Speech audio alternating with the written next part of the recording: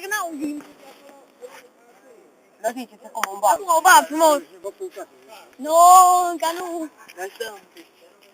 Să ne mai ziceți câteva bancuri. Nu, le spune că... Da. Ca să adormi. Ascultați bine. Bine, bine, poate. Mere bulă la examen. Ai înțeles? Da. Dacă o iei bacalaureatul, ai mașina. Da. Fii atent? Da. La film. Da. Merge tatăl său la școală. Da. Și? Admis. Wow! Pe bază că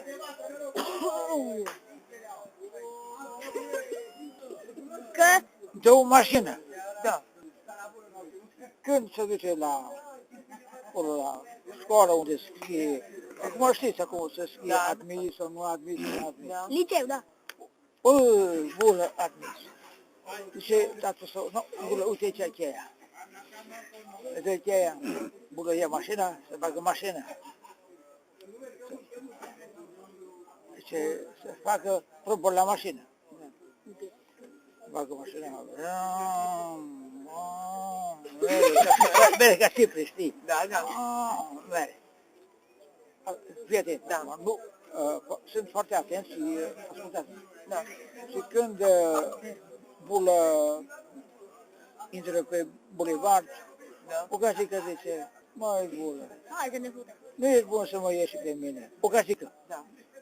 O gazică. Mai tare, n-au. O gazicuță. Da. O gazică, o fată. Da.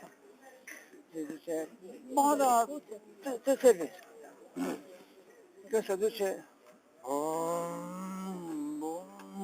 mere bulă cu mașina. Da. Și bere tare. Se 80. Îi dă în gură. Îi dă în gură. Când taie. Taie și bulă. Mai tare. Da. Intră într-un copac. Da. Și ce-o păsă bulă? Uite, arăzi. Fii atent acum. Intră cu pula în pizde la aia. Nu. Ia-l bei. Nu, și ce-o păsit? E beat. Eu și du-te după liderul. Dă 50 de bani. Și ce-o păsit? Eu și. Zine amic. Eu și dă 50 de bani. Și ce-o păsit? Mingea în tel. Da, și... Lasă-mă că nu te supăr.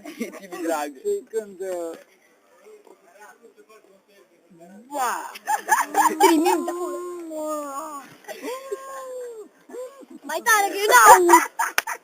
Iar că eu n-au, mai tare. A murit? Da.